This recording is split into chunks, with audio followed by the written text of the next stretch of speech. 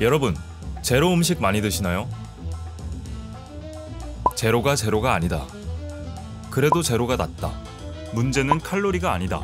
등 여러 갑론을박이 있지만 중요한 건 직접 보고 선택할 수 있다는 겁니다. 내돈내산, 소비자로서 판단해서 선택하는 거죠. 그런데 매일 먹는 음식처럼 우리가 매일 쓰는데도 선택할 수 없는 게 있습니다. 바로 전기입니다. 여러분 집의 스위치에 성분표를 붙이면 이렇습니다. 재생에너지는 5%도 안 되는데 화석 발전은 여전히 전체의 60%죠. 실제로 우리나라가 내뿜는 온실가스 중 가정용 전기가 포함된 전환 부문이 상당 부분을 차지합니다. 재생에너지, 그린 정책 어쩌고 해도 정작 우리가 매일 켜는 건 60% 이상이 이건 거죠.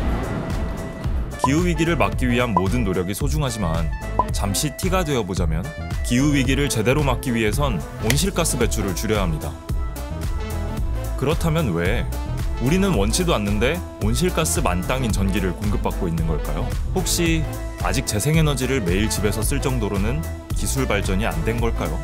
재생에너지는 지금 당장 쓸 수 있을 정도로 충분히 발전해 있죠. 기술적으로는 가능한 일인 것 같아요. 근데 결국에는 기술을 발전한다고 했을 때 얼마나 저렴하게 전기를 만들 것인가 라는 게 기술력 향상에선 되게 중요한 부분인 것 같고요.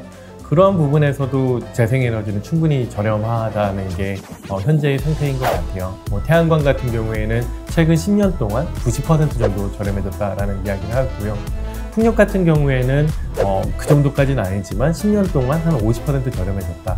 이런 식으로 계속 기술이 발전하면서 어떻게 산업 관점에서 보면은 저렴한 에너지원이 됐죠. 미국의 유튜브에서 솔라 패널 이렇게 검색을 하시면은 태양광 패널이 너무 싸가지고 미국에 있는 가정집에 나무 대신에 태양광 패널을 설치하는 그런 밈처럼 이렇게 되어 있어요. 그러니까 그 정도로 엄청나게 많이 싸졌다는 거죠. 그래서 균등한 비용 개념에서 볼 때 좀 대규모 태양광 같은 경우에는 석탄화력 발전소보다 훨씬 저렴해진 지 오래됐고요. 화석연료보다 더 저렴한 재생에너지원이라는 것은 우리가 시장적으로 도입하지 않을 이유가 없는 자원이라고 보시면 될 것 같거든요.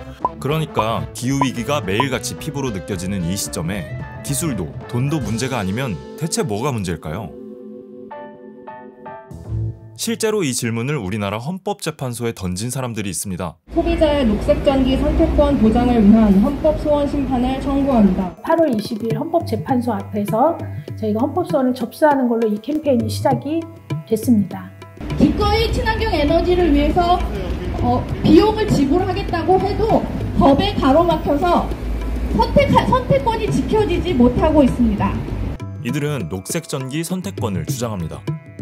지금 같은 때 소비자가 재생에너지로 만든 전기를 쓰고 싶어도 한국의 전력구매 관련 고시상 방법이 없는데 이게 소비자의 자기결정권을 중대하게 제한한다는 거죠. 지금은 아파트나 주택에 태양광 패널을 설치하는 방법 외에는 사실은 가정용 전기를 쓰는 사람들이 재생에너지를 쓸 수 있는 방법은 없습니다.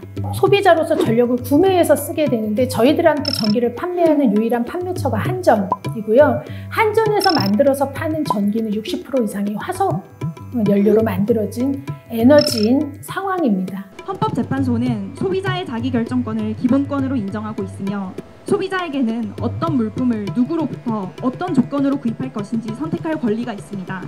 따라서 화석연료 소비가 초래할 재난을 알면서도 화석연료 기반의 전기 사용을 강제하는 것은 소비자의 자기결정권을 중대하게 제한하는 것입니다. 이들의 주장처럼 실제로 에너지 선택권이 생기는 게 가능한 걸까요? 혹시 해외에서는 어떻게 하고 있을까요? Hello, Gabrielle. Hello. I've been using green power, I guess, over 20 years, for almost as long as it's been available as an option to purchase. We've got a competitive retail market in Australia. People can choose whichever retailer they like, and each retailer usually has at least one green power option, which is fantastic. The retailer I'm with, Diamond Energy, you have a choice of no green power, 50% green power and 100% green power. And I choose 100% green power because I want to ensure that there's no pollution resulting from the electricity I purchase. A lot of Australians now also have chosen to put solar on their roof, but I'm in an apartment, so that's a lot harder. So green power is a really good option for me. 예를 들면 영국이나 독일 같은 경우에는 에너지를 만드는 기업하고 소비자가 직접 계약을 맺어서 원한다면 100% 재생에너지를 공급받을 수가 있고요.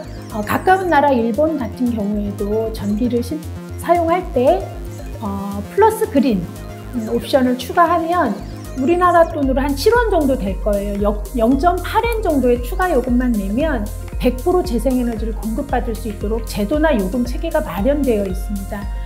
우리나라 같은 경우는 전기 요금이 용도별로 정해져 있고요. 그러한 지금의 요금 체계 자체가 어느 정도의 의미는 있지만 우리가 기후변화에 대응하는 데 있어서 충분한가 라고 생각한다면 충분하지 않고요. 실제 소비자들 관점에서 보면은 5년 전이나 10년 전이나 우리가 할 수 있는 게 없는 그런 부분에 대해서는 무언가 공백이 있다, 제도적인 공백이 있다 라고 우리가 말할 수 있는 부분이라고 생각을 합니다. 여기 성분표를 보면 죄다 0인 게 하나 있습니다. 바로 트랜스 지방. 2006년까지만 해도 표시 의무도 아니었던 이 지방은 그 위험성이 생각보다 심각하다는 게 밝혀지며 표기가 의무화되었고 연구도 더 활발히 진행됐습니다. 이런 흐름 속에서 국산 과자의 트랜스 지방 함량은 급격하게 줄어들었죠.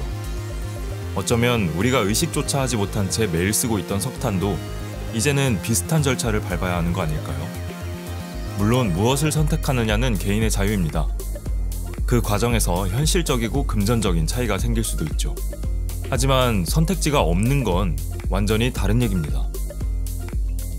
여러분은 어떤 전기를 쓰고 싶나요? 혹시 이런 상황이 답답하다면 더보기란의 링크에서 소비자로서 목소리를 더할 수 있습니다.